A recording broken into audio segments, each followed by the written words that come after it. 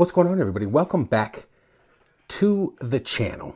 So I recently did a video talking about FN discontinuing the SCAR. I will put a link to that down below if you're interested in it. If you don't know, it has been officially discontinued. What's coming next? I don't know. I'll probably do a video on that one. That's pretty good. So it's like an FN week here.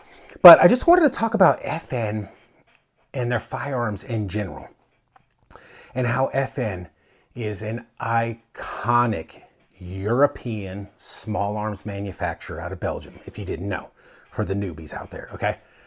They have made some of the most, best word I can say is iconic, some of the most famous, iconic, some of the best small arms, from little tiny pistols up to rifles, all kinds of stuff, right? They make cool stuff.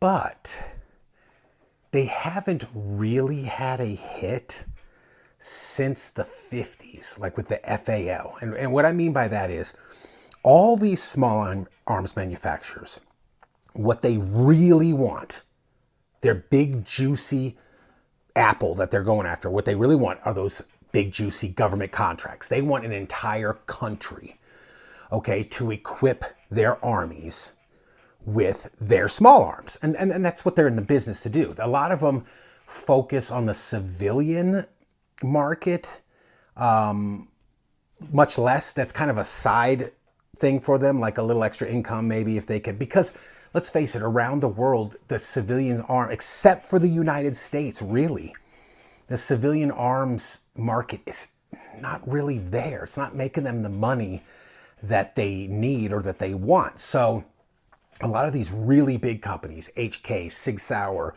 Colt, CZ, FN, go down the list, you name all of them, are really, really searching for fat, juicy government contracts, because those contracts, they will order 300,000, 500,000, 1 million rifles, whatever it is, pistols, handguns, whatever. You know, you see that with Sig USA on them getting, you know, the contracts, and then they just kind of don't give a crap about us. But if you really look at it, some of the most famous firearms ever were made by FN. The high power, oh my gosh, the high power that's still around today. We got an updated one. I'm going to talk to you about the FN firearms that I've owned and why I think they haven't really had a hit since the FAL. And spoiler alert, I think it's because of this gun, but we'll talk about that later. We'll get back to that. You know, they did the high power. They did the what was it, the 1903, the little, well, they had several small handguns that have just been fantastic. You know, because they work a lot of, worked with John Browning on a lot of their stuff. And when he had a falling out with Winchester and he went overseas and he actually worked on the high power and all that other kind of stuff. To what degree is debatable. But if you want a whole background on FN and some of their guns and all that other kind of stuff, check out other channels, like especially C&R Arsenal.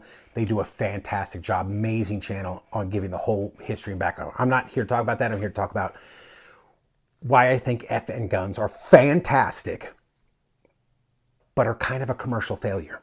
And I still love them, and I've owned so many of them over the years. But I think when I say a commercial failure, a failure to knock this out of the top spot, okay? And they're not the only one. They are not the only only company to do that. But I think since the FAL, I think the two, if I'm wrong, correct me in the comments down below. And what I mean, and not saying they're not good, okay? Before you put a comment down below, what about the FN 49 and the listen, listen. I am talking about a gun that has equipped entire Western armies. There was a point in time up until from like the 50s up until the 80s. Oh, even now some armies have FALs. They've pretty much gone away from them, but even now they're out there still on the battlefield. But there was a time of 20 to 30 years, okay, and you can nail it down closer in the comments. 20 to 30 years. So 2 to 3 decades, there was a time where just about every single Western army was equipped with an FN FAL. Okay? And since then, since the introduction of this really took over, they kind of haven't been able to nail down huge military contracts. Now, there were some countries that, took their rifles, bought their rifles for their armies, but they're small potatoes comparatively. And that does not say that they're not good. I think they are fantastic. But I think the high power, the original high power, and the FAL were kind of FN's big hits. If they were like a band, a rock band, okay? They had, it's better to be a one-hit wonder than a no-hit wonder, right? But they had 2 giant hits in the high power and the FAL. Now, side note, I know what some people are going to say. I'm going to cut you off before you get there. They make fantastic light machine guns and heavy machine guns. They got government contracts. I'm talking about small arms in the rifle and pistol. This is the new high power. We'll talk about that too. It might turn out to be a long video. I'm talking about specifically rifles and pistols, okay? Just rifles and pistols, all right? That's all I'm talking about right now.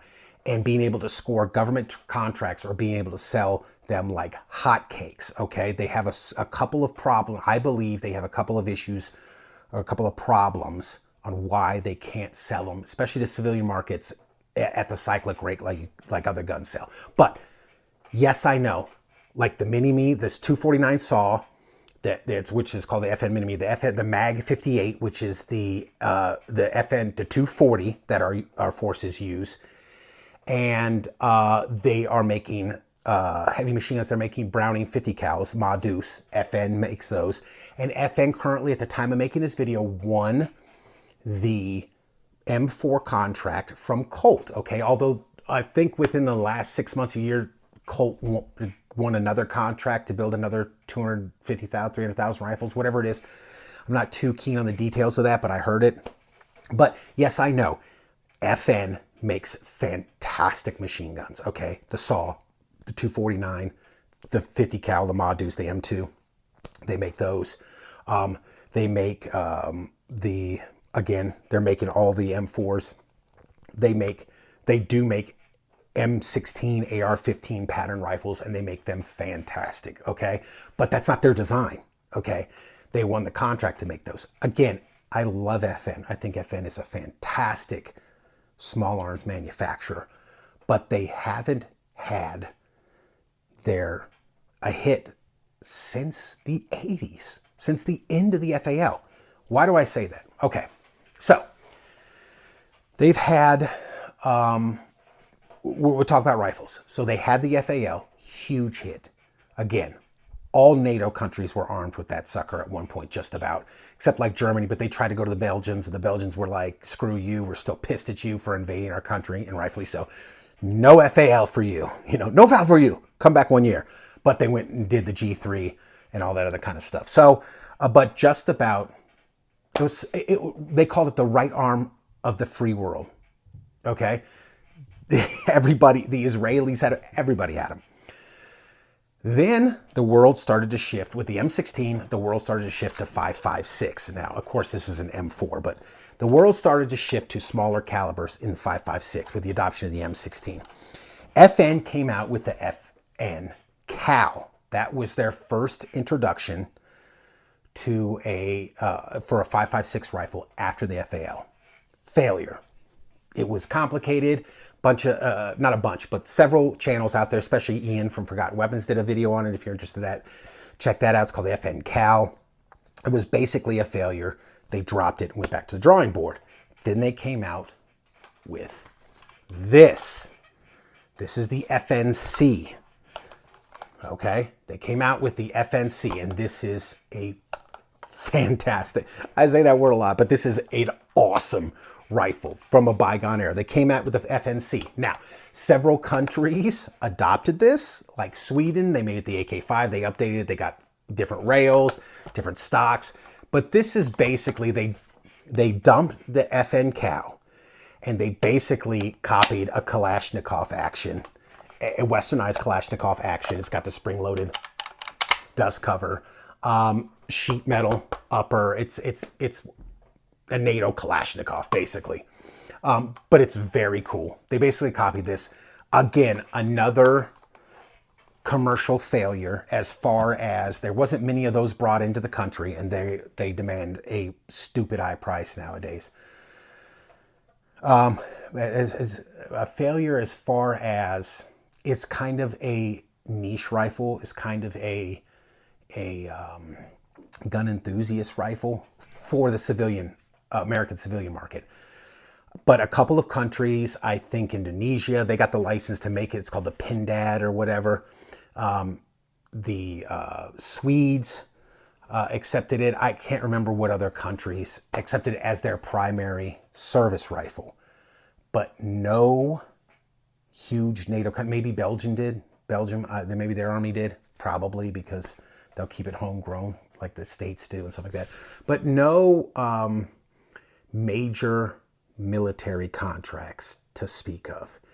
And we know it was kind of that doesn't make it not a good rifle. This is a fantastic rifle. If you ever get a chance to shoot one of these, they shoot so smooth. They shoot like a dream. But it is kind of, just like the Cal, it's kind of a miniaturized FAL.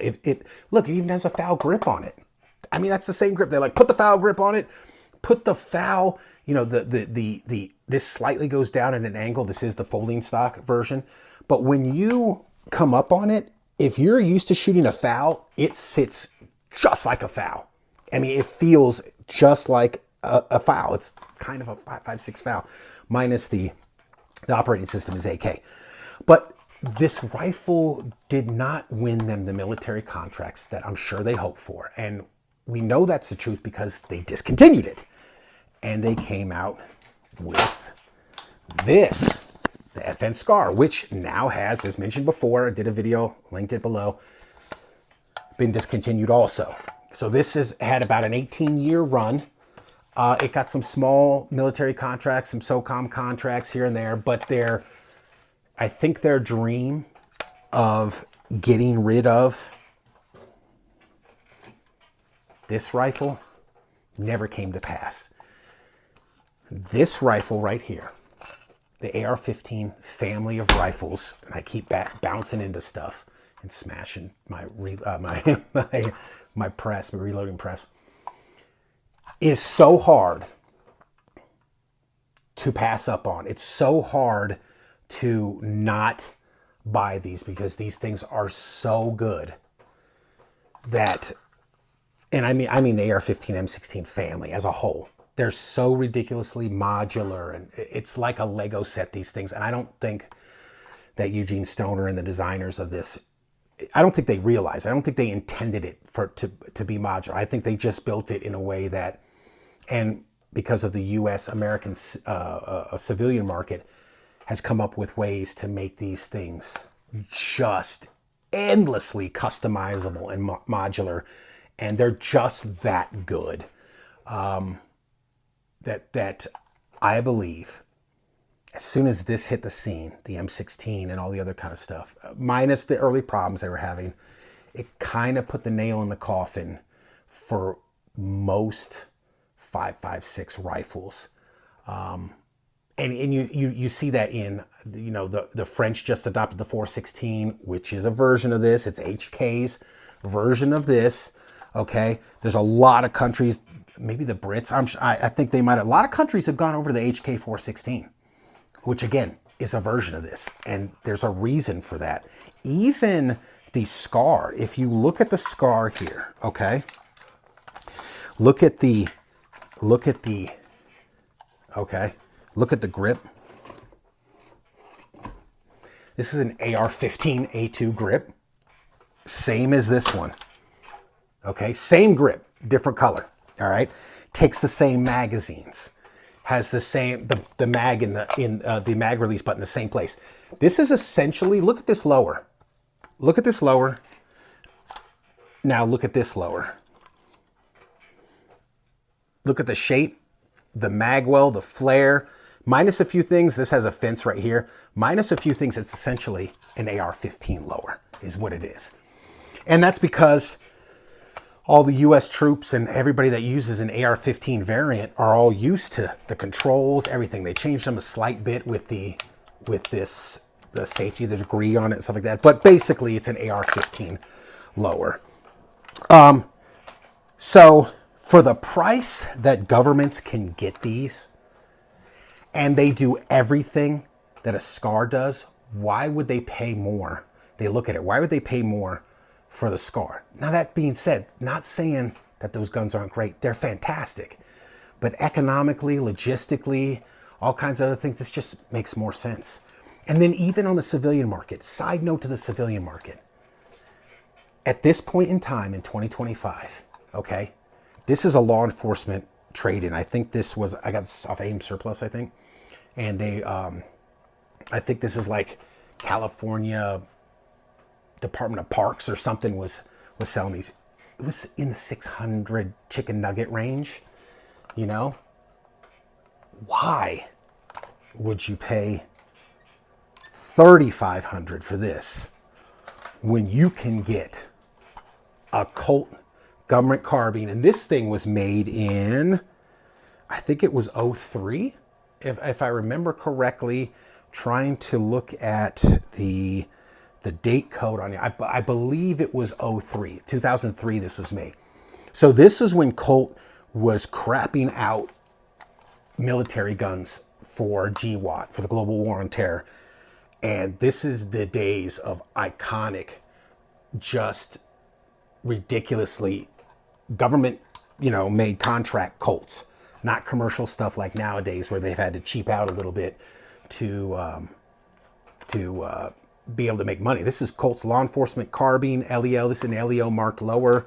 It's got the restricted law enforcement because we were in the last, when this rifle was built, we were in the last year of the assault weapons ban, which again, nobody knew was going to sunset. It was supposed to sunset, but we all figured it was good. They were going to renew it in 04 and they didn't.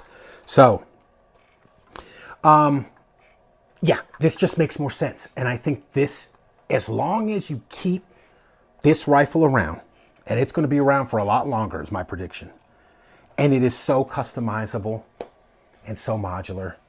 Anything another company introduce is just going to be, you know, relegated to the civilian collector shooter market, small countries that they can make a deal with, countries that don't want the M16 or AR-15, or maybe because they hate America and they don't want those guns, or they want something else, or maybe they just don't want an AR-15. They're like, we just want something else. But FN, getting back to the real topic, FN makes some of the finest guns around, okay? But they're not, I think because of, again, with the AR-15, with their shoulder-fired rifles. I also think they have a problem with the price of their rifles. Now, I have owned, in my life, I currently only own 3, I think. Yeah, 3 FN firearms. But I have owned FN high powers. I owned FS2000, the tuna fish looking gun, which was awesome. I should have never got rid of that thing. I love that thing. But again, a commercial failure. I think like only Saudi Arabia or something bought those. You know, who knows? But it's that bullpup design that looks like a fish. So cool. The P90, again, these are stupid expensive guns though. Not many people bought it. The FN57 pistol, I owned one of those. Again, if you're looking in the market to buy a 5.7 pistol, those are super expensive. You can get a PSA for $300. Why would you spend $1,200 on, because you like FN and you got some money? I get that. That's valid reason. But I'm just explaining why I think commercially, they struggle with some of these guns getting really high sales. I think the price makes them prohibitive. I think they are good guns. I have owned the FALs. I have owned the SCAR Heavy. I still have the SCAR Light. I have the FNC. I have the new Browning High Power. But I bought this because, and this is a great gun. I will put a link to the review down below. This is a great gun, but I think they missed the mark a little bit on its updated high power. I think they should have made this double single action. It's a single action only, but the improvements that they made on this gun over the old high power, it's fantastic. But their marketing and the fact that you have so many high power lovers that love the original high power, this is blasphemy to them. They don't like that. What? You got rid of the high power and you came out with this shit, and then on top of that, it seems like $1,300 for a single action 9mm handgun, which is 17 round mags. You know, the Berettas come with 18 now, and the Berettas are $500 cheaper, some of them, or more. $700, $800 cheaper. You can pick up Berettas in the $500 range, somewhere around there, 500 chicken nuggets. But this is a very cool gun. I don't think a lot of people get a chance to shoot it because they're like, I'm not paying $1,300 for this thing. It is kind of a niche gun, and people always go, they're very practical when they buy guns. I could just buy a Glock for $400. I could buy a Glock police trade-in for 300 chicken nuggets, you know? So that's where I think they struggle a lot, is their guns are really expensive. They're really nice, but I think they charge a little bit too much for their guns. I have owned the FN, I think it was FNS, Striker Fire gun. That was a fantastic gun. Okay. So I have owned their polymer striker fired handguns. I currently own this one, but a perfect example of not only did they discontinue the high powers, so the prices are going up on the FN high powers, but given that even when they were a similar price to this, $1,200 to $1,300 for an original high power, and Springfield Armory makes one for half the price, you go, well, this is a high power clone that they actually did a few things, supposedly, according to Springfield, like changing the hammer dimensions and contour and kicking out the beaver tail a little bit more so you don't get hammer bite. That was one of my biggest problems with my fat hands, was getting hammer bite on the original high power. This, none of that. But half the price for a similar experience. So I went with the Springfield Armory. You see, that's what a lot of people do. I don't think there's been some exposure on my channel. I don't think it's gotten that many views, but like Ian did it when it first came out a couple years ago. A lot of people did this, and the high power, the really, really rabid high power fans were like, what the hell is that? Blasphemy! But I think it's a case of if you shoot it, you'll be like, okay, I get it. But I was kind of wondering, like, what was their point of this gun? Was it to get military contracts? Because who's gonna use a single action only, all metal, 9mm handgun whose military is nowadays? Who was this for? Because they're not even using double singles that much anymore. If it's not polymer framed and striker fire, the militaries have seemed to kind of gravitate towards that with varying degrees of success. Who is this for? They're not even getting double singles anymore. They're polymer, and then you want to charge. I'm sure it's way more expensive than like a base price. Heck, the SIG P230. But that's a whole nother thing. But the 320, excuse me. The 320, I've heard rumors, and people have done the math, that they sold those to the military for anywhere from $179 to $199 a pistol. You cannot make this for anywhere close to that. And it's a single action only. Why? I mean, I guess maybe they kept it to kind of for the lineage of the high power because it's a single action only.